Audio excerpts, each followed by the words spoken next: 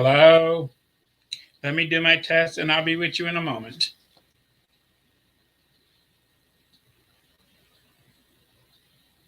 We're going to have a great show today. We always have a great show and we are going to be good to go very soon. I just need to dial us in. I hope you had a wonderful day today.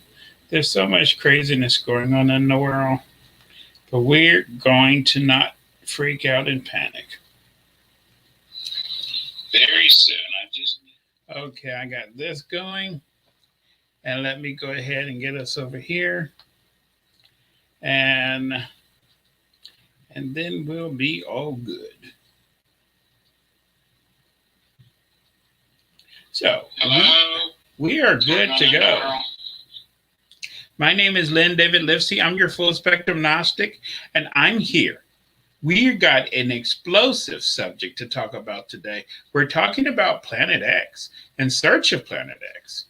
And this is going to lead us to Nibiru and Anunnaki. We're going over everything.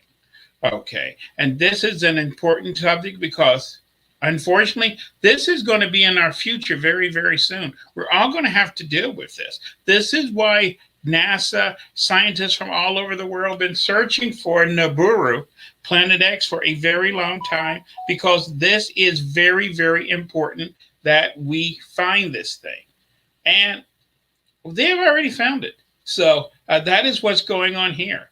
So in case you're not up to date yet, let's bring you up to date. So let's get started. Okay, so for those who, I guess, been out of the loop, let's talk about why is Planet X so important? Because Planet X is where the Anunnaki come from. Anunnaki, who is the Anunnaki? For those who read that book called the Bible, it is those who came down. In the Bible, they're referred to as the sons of God, those people that came down. And they're the ones who did a lot of things. Okay. Now, they was here. Now, the Bible doesn't talk that much about them. It talks about some of their misbehavings and some of their foolishness and that and everything else, and how their sins and everything. But it really doesn't get too deep into this. We have to go beyond the Bible. We have to go back to how far back we're going to go. We're going to go back to Sumer. This is where they landed, and we're going to talk about their story because if you want to know about them, they say where they came from. And they talk about how they got here. The Anunnaki, those who came down, talk about they was on their planet of Nibiru. Their planet of Nibiru had a damaged atmosphere. They came here not to be on vacation, not to do anything. They came here for one purpose only, because their planet had a damaged atmosphere and they needed gold. And they was turning it into microscopic particles so they could inject it into their atmosphere to try to close the hole in their atmosphere. Okay, this is why they came here. And on Nibiru, gold was in very short supply. So they was looking beyond their planet for sources of gold. And one of their astronauts had an idea to cross the broken bracelet. They didn't know if crossing the broken bracelet was possible. One of their astronauts tried to cross, he was successful in crossing the broken bracelet, and he discovered Earth. Now, Nemesis come up right there because their planet is Nibiru, but their planet does not go around our sun. Their planet go around their own sun called Nemesis, is what we refer to their sun as their planet. And we're going to get further into that in a little bit. But let's get back to our story. Once they crossed the broken bracelet, they discovered the Earth. This is why, to the Sumerians, the planets are numbered backwards, because they numbered the planets as they passed them after they crossed the broken bracelet. and they counted Pluto coming in, not as we count them from the sun going out. They discovered the earth. They landed here at the mouth of the four rivers. Okay, the Bible talk about those four rivers. We only have the Tigris and the Euphrates today. We don't have the other two anymore. But they landed off the coast of Iraq and they tested the water. And the water, they found microscopic traces of gold in the water. And they set up a station there to mine the ocean. That is why they first came here. Later, they discovered gold in the ground in southern Africa. Was their first place they discovered gold in the ground, and they gave up mining the ocean. How do you mine the ocean for gold? It was only microscopic particles of. Did they have machines that was sucking out billions of gallons of water at a time? We have no idea.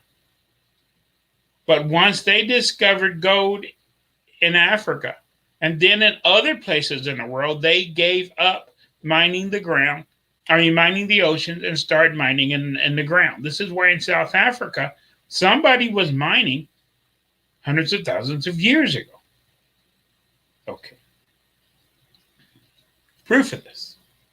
Now, why did they come now? After they came here, they've been here for a super long time. When they came here, man was not here. When they came here, the old ones was here, had leather feet and clover skin, what we call today the dinosaurs. We have no idea anything about this. They're the first people to describe what we call dinosaurs. And somehow, I guess the dinosaurs were smart, especially the smaller ones. This is what the Viraptors was about, because they worked with the old ones until the old ones blasphemed against God, and they was destroyed from the surface of the earth. Okay, and chased into their underground caves. We're talking stuff we can't even imagine. And then once the old ones was destroyed, the Anunnaki refused to work, so they needed workers, and they created what is called the new ones, which are us. They took a primitive ape-type creature, and they started playing with it, and they created us. This is why we advanced so rapidly. As science says, we were in the trees, and then all of a sudden, we came down from the trees, and we started doing everything. But this advancement was not totally of our choosing. We got drafted. And the Anunnaki was doing a lot of things. And this is what we're showing out. Now, what I have behind you is their symbol. This symbol is the reason why you see this thing has like eagle wings. Let's fast forward this a little bit.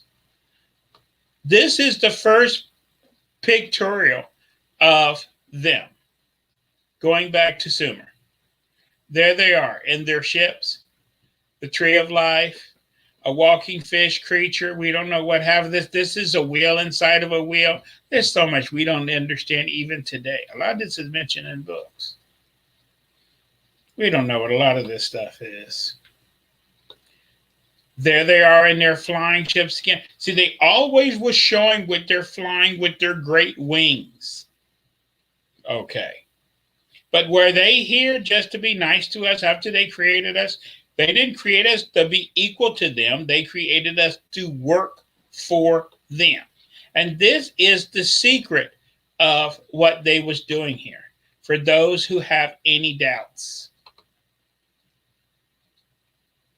There they are in their great ships flying. Slavery goes back very, very far. We was workers. We worked for them. They're always depicted as their flying ships. This pottery is thousands and thousands and thousands of years old. This is what life on earth was all about for us. We was their workforce. That was the only thing they had interested in us, to work, nothing else. And until something happened, which changed everything. The call came out. Gold was no longer required. And most of them went back to their home planet, but a lot of the younger ones decided to stay because just like what happened when the conquistadors from Spain came to the Americas. After you're here for so long and you're getting to the second and third generation, Spain is no longer home. This is what was happening to the Anunnaki. Their home planet of Nibiru was no longer home to them. So the younger ones stayed even though gold was no longer required. And it talks about how they decided to establish nations in kingdoms. And they split the earth among them. And they set up empire. Okay. And that is what we read about in all the books. But Lynn, these are fairy tales of a long time ago, aren't they? Why are we so paranoid about these people coming back? Because they promised they would come back. They always promised they was coming back. It's in all the books. They're coming back. Because their planet orbits a certain way where it's easy for them to come when their planet gets close to ours. And this has been the fascination with science for a while now. We've been building observatories like crazy over the last 10, 20, 30 years. And a lot of these observatories are looking for something. And then there was the rush to build observatories in the southern hemisphere. And we built a lot of observatories. And these things are not cheap. We was looking for something. Because we know the legends. A lot of these people believe that these legends of them coming back, we're looking for the return of Nibiru, which is talked about. Their planet is known in the Cauldron Bible as the Destroyer. Because every time their planet comes close to us, very bad things happen on the earth. You have meteor showers, asteroids, things like that. You have other bad things happen, and we don't understand why. And they even talk about that in their text, that every time their planet get close, bad things happen on the earth. So we're looking for that planet for two reasons. Because we want to know, since bad things happen and when their planet got close before, will that happen again? And the last time their planet got close to ours, an event happened. The last time their planet got close.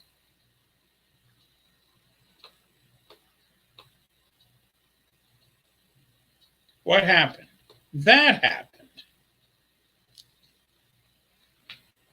If you read the Bible, it's called the Great Flood. If you read science, it's called the end of the Ice Age. Either way, ocean levels around the world rose by 400 feet, and large sections of land went underwater all over the world.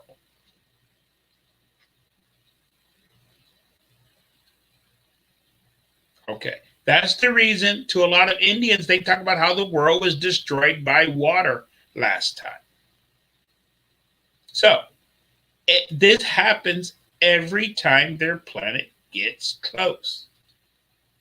We believe their planet is getting closer again. And if the destroyer is coming, the great red serpent, as it's called in the Cauldron Bible, we need to know. What we're going to do about it, I don't know. I guess we can build new arcs, as we talked about the other day. Let's read the other day. We was talking about evacuation. Who knows what we can do? And since they're coming too, who knows? Maybe the two is coming together. Okay. Now, this is where the confusion starts. Let's go ahead with our little slideshow I'm doing. I'm skipping because, certain things. See, we know the planets up to Pluto, but we know that there's an extremely large body past Pluto because the outer planets have a very strange orbit. It's like something pulls on them. And for something to get pulled on them, there must be something very big out there, at least Jupiter size or larger. And we are looking for it. Okay. Now, over the last decade or two, we have noticed something very strange happening. We have since we've been here on this planet and we've been keeping track of, comets and asteroids, and especially comets and meteors. I mean, especially comets, which are larger than asteroids or meteors. We have a good idea of the ones that comes around and whatever. And in the last 50, 100 years, we've been tracking these things. But the level of things that are coming our way have dramatically picked up. What we believe is something is disturbing the belts out there. What belts? You don't know about any belts. Okay. Let me show you this. This is why we need to have this slideshow, because this is very important. See, most people believe that the Earth of Planet X is like this. And because it says that Planet X it comes into our solar system. It goes past the broken bracelet. So most people believe that it must come past the orbit of the asteroid belt. This is why a lot of people believe the orbit is like this. Okay. But that is where the problem lies. Because this is incorrect. This is why we have not been able to find this planet, because Planet X do not follow this pattern. But the ancient text says that Planet X comes within the destroyer, go past the broken bracelet. Okay, so what we now believe is happening is this. This is, okay, most people believe, and we've been lied to, we believe that we live in a solar system. You know that, you've been taught that. But now that we have big telescopes and we can look all throughout space, there's very, very, very, very few solar systems out there. Almost all stars are binary systems or trinary systems. In English, most star groups are of 2 stars or of 3 stars, not 1 star. And that is what Nemesis is. The new belief is that we do not live in a solar system. We live in a binary star system. This is Alpha Centauri system. one of our closest neighbor. We thought Alpha Centauri was a solar system too, but Alpha Centauri is a trinary star system. The main star is this, and the main planets. Then it has another star going around like this, and then it has another star way out here.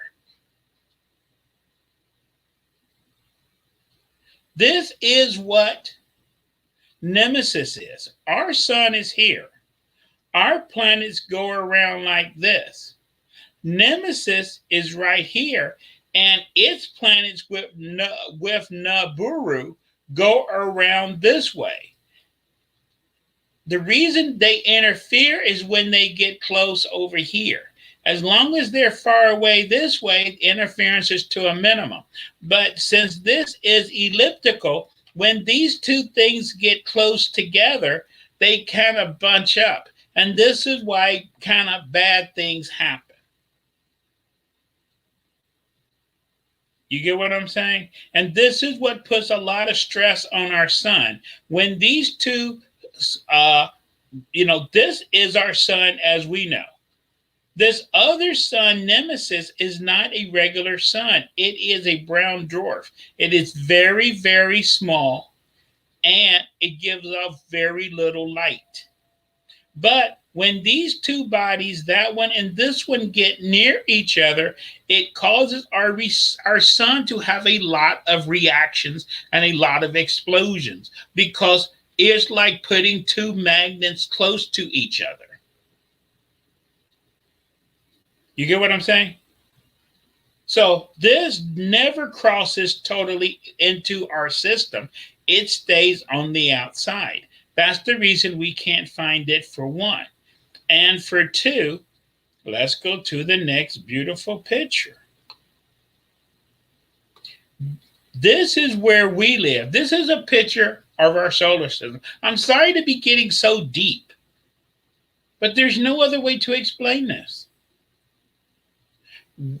This is our sun in the middle. This is where we live. This is what they call, we thought the broken bracelet was the asteroid belt, which lies between Mars and Jupiter. That is not the broken bracelet they're talking about. The broken bracelet they're talking about is the Kepler belt, which is this.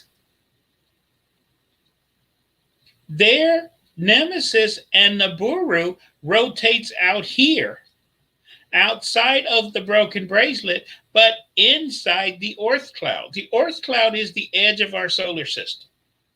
We live on the inside. They rotate around the outside. But when Nibiru and their planet and their star Nemesis get close to the Kepler belt, it causes a lot of these asteroids and things to start moving inside. That's why we're getting bombarded now with all these comets and asteroids that's coming from nowhere, because their orbit is not round, it is elliptical. It swings way out here, and then it swings very close to here. And when it gets close to here, it interferes with us people living on the inside. Do any of this make sense? But Lynn, why do we care? Because they cross when they get close. See, if their star comes right over here, it's easy for them. Let me go back.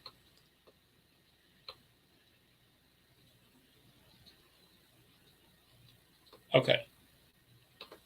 If their star come close to here, it's easy for them to cross to get to us. If they wait until their star is way out here, it's hard for them to cross, because this giant egg which surrounds our solar system, the Oort cloud, is almost 4 light years in diameter. Okay. This is only 1.5 light years across right here. Okay. We live on the inside, they're on the outside. This is why it's so hard to find that planet. Because to try to find um, the dark star Nemesis, you have to look past this band of stars. And this is why this picture is here. That's the Kepler belt. We live inside the Kepler belt. Their star and their planet is on the outside of the Kepler belt. But it's very hard to see their star and planet because all of these rocks is in the way.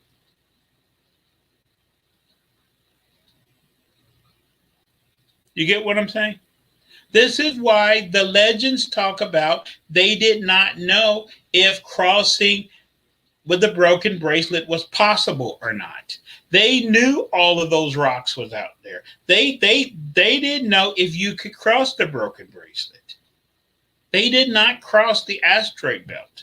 They crossed the Kepler belt to get to us. Okay. They're on the outside. Okay. And there's a story which is written in Necronomicon. We're going to take a diversion. You know me, I'm always diverting. Okay.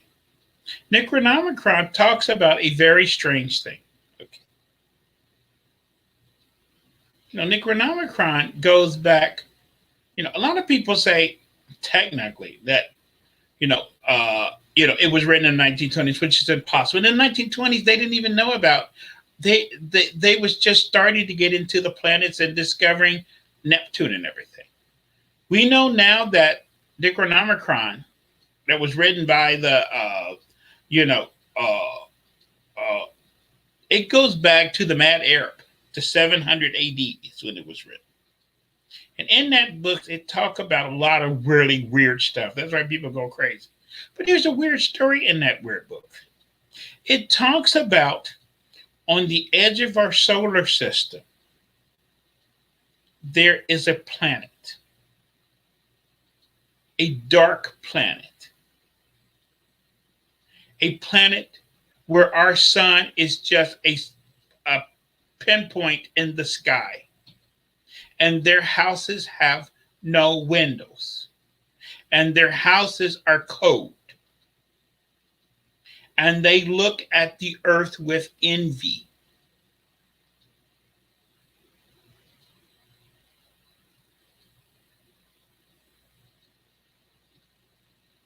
Okay. A lot of people, this is where this thing about these people from Mars attacking come from. Because people say, oh, he must be talking about Mars. No, he's not talking about Mars. Okay. This is where our alien friends got these giant eyes. Where they come from, light is very, very dim.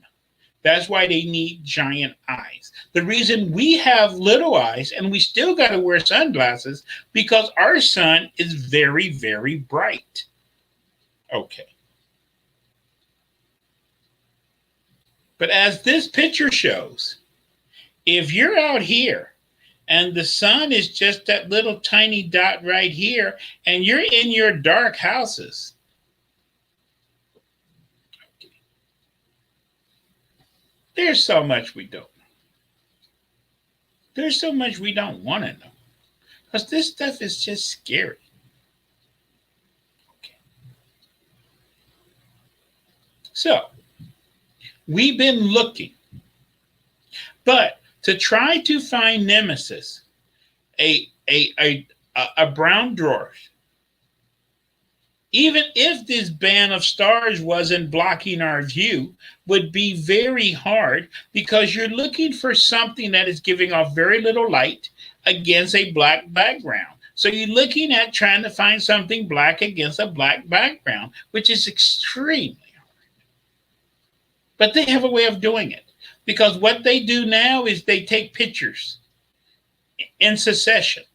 And even though this thing is black, I'm moving against black, If you take a succession of pictures over time, you will notice it's just like tracking something which is stealth. You can track it because as this thing moves, it's blocking stars and things as it moves. And this star you can see in this picture, and then a year later that star is gone missing, and then a year later that star is back. It's not that the star disappeared. Something passed in front of the star and made it disappear. You get what I'm saying? So we're getting good at being able to find these dark objects, but it's very hard.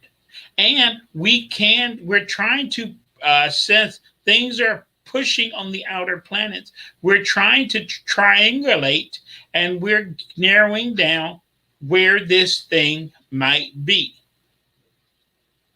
Because we know who lives on one of the planets around that dark star Nemesis. Nibiru is one of the planets that goes around with Nibiru, which is on the outside of the Kepler belt. Okay. You never heard about any of this, did you? Okay. So we know where it is. We just need to find it. Now, if we find it, what are we going to do? Are we going to send up, like in World War II, send up a space battleship task force and try to defend the Earth from them returning? Okay.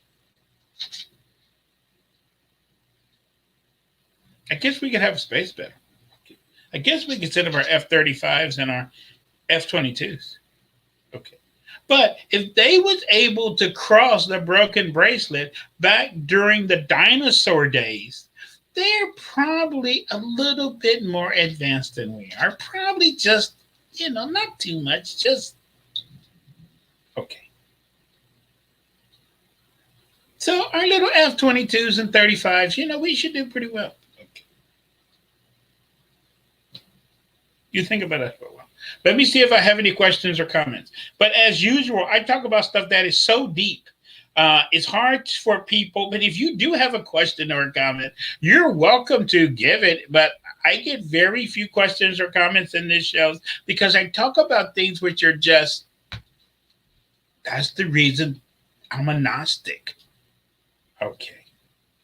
See, this is what pardon my expression, this is what get my rocks off.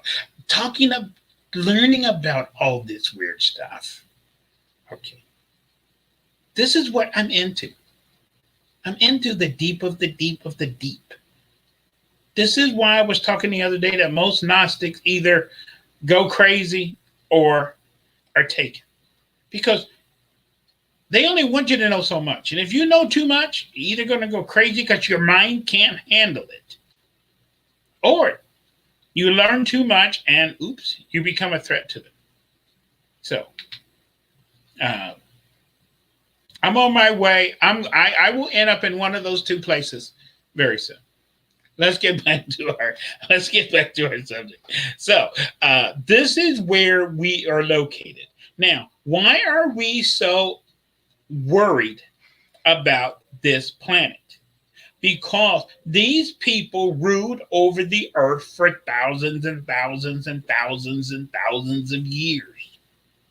When you go to this, there are several kings lists on the earth.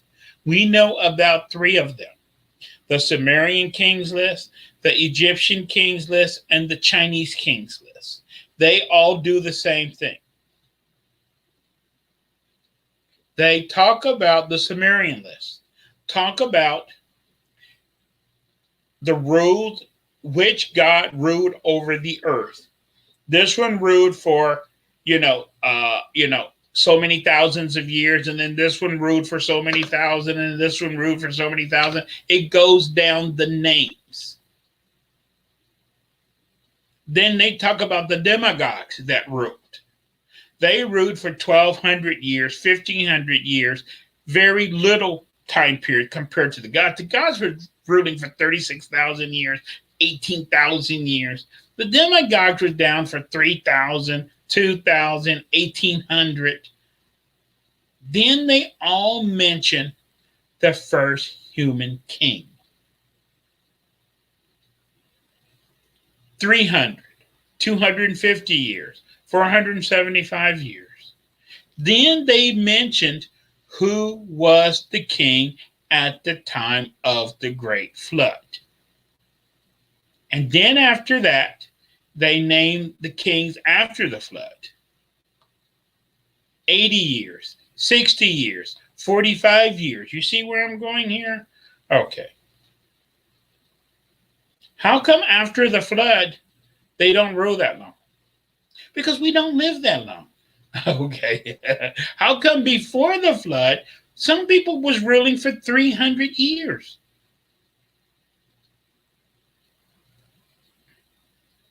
Some people 120, 400, they was all over the place. And then the demagogue king was ruling for 800 years, 1200 years.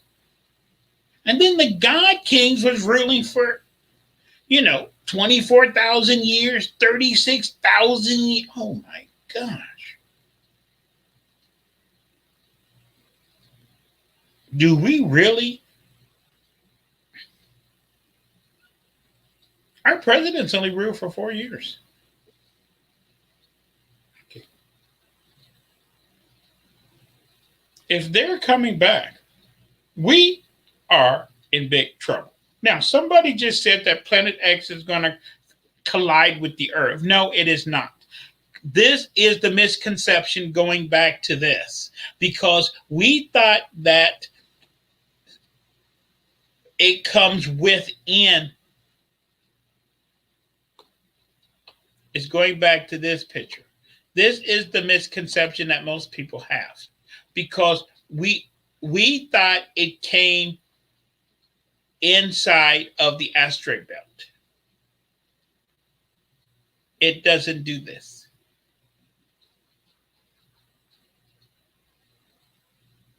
This is the misconception. This is why we could not find it. It doesn't come within, because we thought the broken bracelet was the asteroid belt between Mars and Jupiter. The broken bracelet that they're talking about is the Kepler belt that lies between here. That lies between our solar system and the Oort cloud. We're all in here. And the asteroid belt is right here. The Oort cloud the Kepler belt is here. The Oort cloud is here. We're inside of here. They're out here. Okay. So technically, we cannot run into each other. But as the destroyer gets close to the Kepler belt, it pushes these rocks and make them come crashing in towards our sun. That's the reason why the number of asteroid and comet activity has dramatically increased. Okay. Because the presence of their system coming near this thing pushes and make these rocks go in. Okay. So we already went over that. But no, it is not going to collide with the Earth. And if they collided with the Earth, how could they come back? They can't come back if we're all dead. Okay, that's no fun. So let's go into the next picture here. There should be another picture. There. That is what we've been looking for. This is the secret of why they have always been depicted with wings. Because, see, if we read the old books and quit thinking that everything is a myth, the old books tell us what we need to know. They say they come from the winged planet. We thought it was fictional. That's a picture of the winged planet. That's why they always had wings. All of their ships, all of their statues, if you go back, let's go back, always show everything with a wing on there. It represents their winged planet, where they come from. Their planet has wings.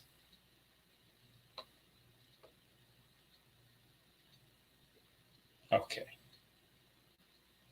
So some people believe when they finally do return, their ships will have wings. That is the modern depiction of this, is that.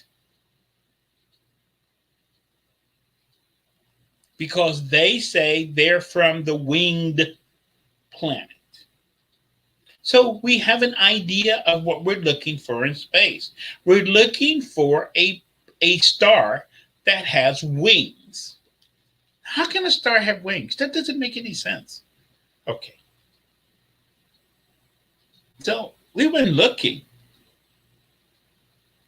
but we've been scratching our heads and say maybe they just made that up. Maybe that star don't really have wings. Maybe it's some kind of metaphor or whatever, and all this stuff.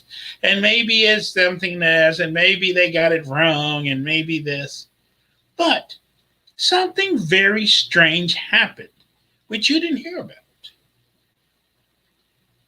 in 2016. What was you doing in 2016? Do you know what they discovered in 2016? That wasn't 100 years ago. That was just a few years ago. They discovered this. They discovered a planet, a star that actually have wings.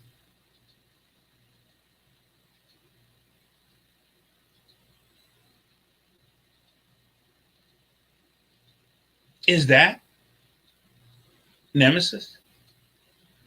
Is that the home of the gods? Do anyone have a starship? Can we go out there and go there and see? Is that it or not? We discovered that. And in 2016, a lot of people on Google Maps was pointing that out. Hey, what in the hell is that? And then, just like everything else, when people start talking about it, it magically disappeared from the maps. And now, if you go to the coordinates on Google Maps where that used to be, it's nothing there. It's just a black spot. It's just like something been put over that. It's not there anymore.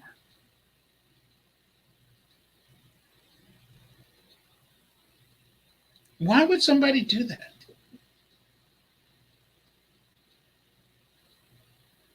Is that the reason they started building all these giant observatories all over the world?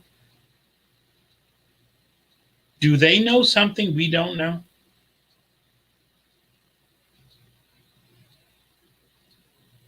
And we still don't understand what those wings, what that is. Is that gas coming off? What is that? How can a planet, there is no stars that have wings? What in the hell is that? And how come they covered it up?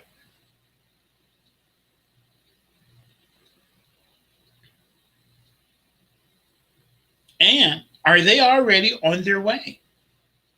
Have they already crossed the broken bracelet on their way here? Because, we don't know how fast it takes them to get there. They might already be on their buses coming here. Their bus could be passing Saturn right now. They might be here in 10, 20 years. Guess who would be the last to know? Me and you. Okay. But this is very scary stuff.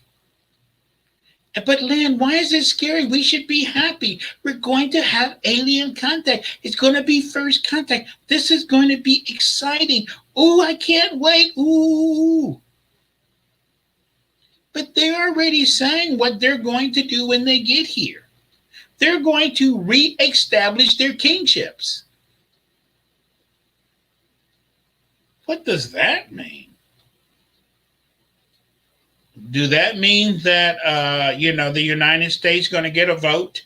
Are they going to go to the United Nations and say we're here, and if y'all need our help, we're just going to be parked over here, and and if y'all need us, you can call us? Okay. or are they going to come? Let's talk about another story. I'll just park this ship right here. Let's talk about another story. Let's talk about when Atlantis fell. And they tried, Atlantis had powers we don't know about. They had, this is in the super old books. It talked about that they was trying to harness the power of the earth. We don't even know what that means. But something went wrong. And there was a great explosion. And the waters rose. And they held back the waters as long as they could to evacuate as many as they could.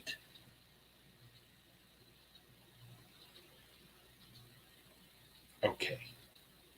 And then they departed. How do you hold back water? We don't know how to hold back a hurricane. We can't hold back a tsunami. We can't hold back nothing. How did they hold back the waters? We need to learn that trick. But anyway, it talked about when they left, they went in search of a new home. And they went to Kemet. Where's Kemet at? What we now call Egypt. And when they ships landed in Kemet, the primitive people attacked them and threw their spears and bore and fired their arrows at them. And they fired their weapons and paralyzed them. And they took control of everything. And they reestablished their kingdom. And they taught the people how to build. And the people worshiped them as gods. Okay. And that's how Kemet converted into Egypt. It didn't talk about anything about a peace treaty. It didn't talk about they came and the people got a vote. It didn't talk about any of that. I don't read that in that story. Okay. And what kind of weapon did they fire that paralyzed the people? We don't have a weapon that paralyzed people. I wish we had a weapon like that in Afghanistan right now, to paralyze the Taliban, but we don't have a weapon like that. Okay. And they took control. Is that what is going to happen when they get here again this time? Will we get a vote? Are they going to paralyze us again? Okay. And they established their kingship? Okay. See, they established their kingship. Kemet probably had a king at the time when they came. What happened to him?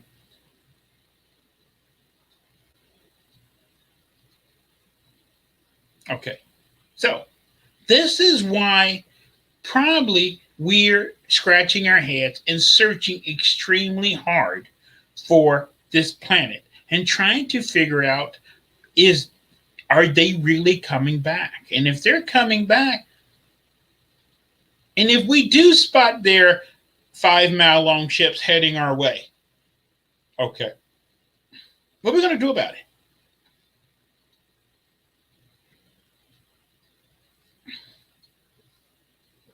Any suggestions?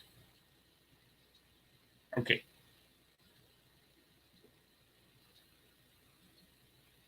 So this is what some people are very worried about. Because they're coming, and some of the books now talk about something new. I trust the old books instead of the new books, Because the old books, see the new books you can fudge and look on TV and say, okay, I get something off of Star Trek and Star Wars. It's hard to fudge things that was written thousands of years ago. But these people that have supposedly have contact with them now are saying things like, when they come here, when the Anunnaki return, they are going to purify the earth. What does that mean?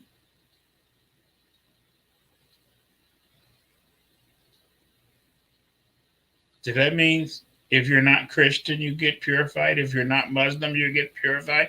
If you're not, they always try to say, if you're not of a certain, spiritual, okay.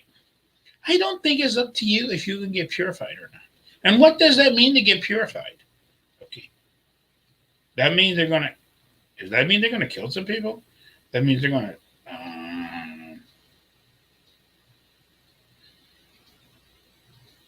do anyone have an answer out there?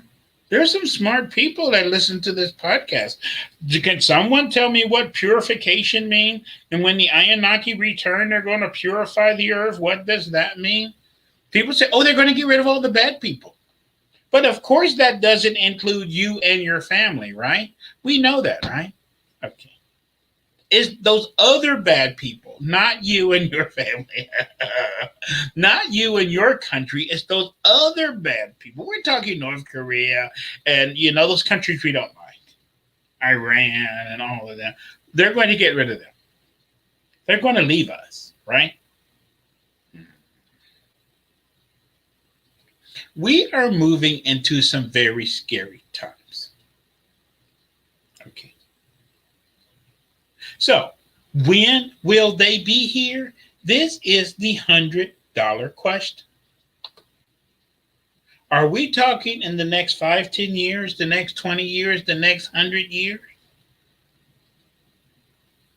That's the reason in the books, including the Bible, it said Jesus or the gods, however you want to say, will not come to the end of time, which is a misquote. It should be he's returning at the end of the age. The age have already ended. We are now in the age of Aquarius. We're in the new age. So he will return in this age. At the beginning of the age. Now, an age is 2,100 years long. We have just entered the new age. Hopefully he'll come 500 years from now. They could be here at 50 years from now. This is why these people from the future keep talking some crazy stuff. They keep talking about World War III and how a lot of things are going to get destroyed. And the war is going to be very bad. We talked about this before. And we asked the magic question, who starts the war? And they say the United States. And we shocked. Why would the United States start World War III? That doesn't make any sense. But they say the war doesn't last that long. And after the war, a lot of the damage is, everything is cleaned up very quickly because we have help. What does that mean? And then the world is transformed into this super futuristic world that you could never imagine beyond your wildest dreams. But if that is totally true, why are they coming back for computer parts from the 1970s and 1980s if they're living in some super high-tech future world? That doesn't make sense either. There's a lot of things that don't make sense. But remember, hindsight is 2020. And when we get there, we're going to say, oh, now it makes sense. Now I understand. Okay. Right now, we don't know anything. We're just enjoying the show. And when you wake up one morning and you see this thing floating above LA, boy, will that be a good day or a bad day? You might shit your pants. Okay.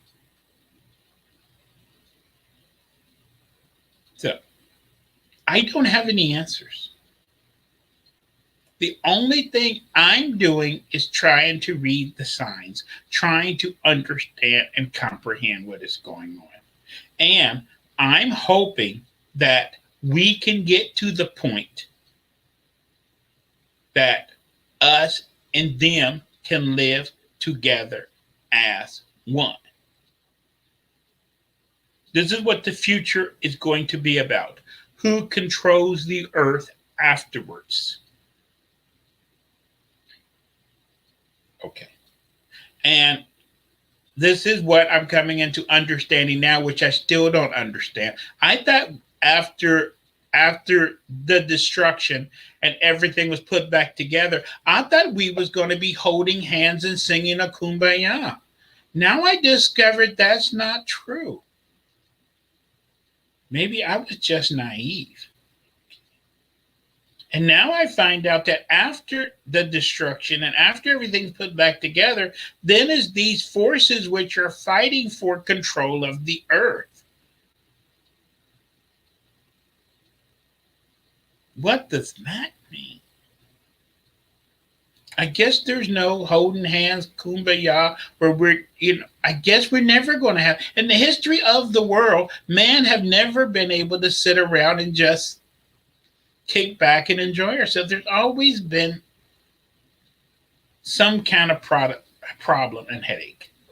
I thought our headaches and problems was over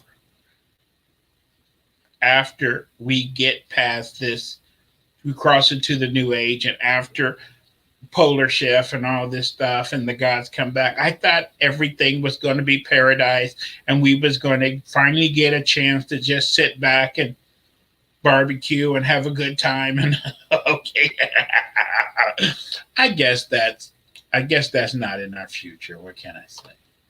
It's just not in our future. We've been struggling ever since we've been on this planet, one problem after another. And even after the future now, we know that there's going to be several forces fighting for control over the earth. Okay. And that's a subject for another time. The only thing I'm going to say is mention some of these people. The Anunnaki want control of the earth. There's different alien groups that want control of the earth. They're the immortals that want control of the earth. There's the New World Order. They want control of the earth too. Okay, there's that. Oh my gosh. Okay. There's oh my gosh. Oh my gosh. Oh my gosh. This is what is called the roller coaster ride. And right now we're at the end of our age and we're entering the new age, and everything is turning. Everything is changing. That's the reason they talk about it's going to be a new heaven and a new earth. If you're paying attention, which I know you haven't, they're talking about the earth is starting to do a lot of very strange things. People have been recording stuff on the earth for a very long time, hundreds of years. Things that's happening now in the North Pole, the South Pole, the weather pattern, they've never seen this before. They don't know what's going on. But we know how it will be once we get past this. And when we ask the people of the future, they give us some hints of what things are going to be like. We ask the magic question: will the earth, will the United States still be here? They said yes, but not as you know it. What does that mean? Okay. And they say the earth will still be here, but it will be different.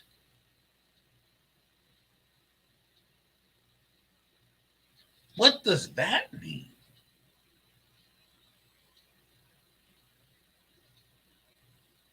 I guess you better put your seatbelt on. We have a roller coaster ride ahead of us, and we going to survive. But if you're prepared and if you got the mental power to accept change, this is the problem we have now. A lot of people say, I'm not accepting change. I want things to stay the way they are. You don't get a vote. You just have to survive all the craziness. And if you think coronavirus is crazy, and if you think the Delta virus is crazy, and if you think, oh my gosh, you're just getting started. You just need to put your seatbelt on. Maybe need to put a hard hat on too, because things are going to really get rough. But we're going to make it. We're going to survive. Man has survived for thousands of years. We've been on this planet for 100,000 years. We have survived almost everything.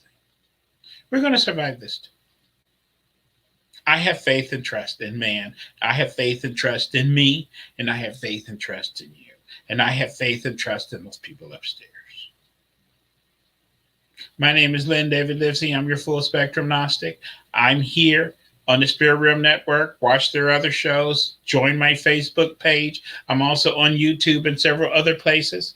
I look forward to seeing you again very soon. Share this podcast with all your friends, and try to have a beer and relax or before you go to bed tonight.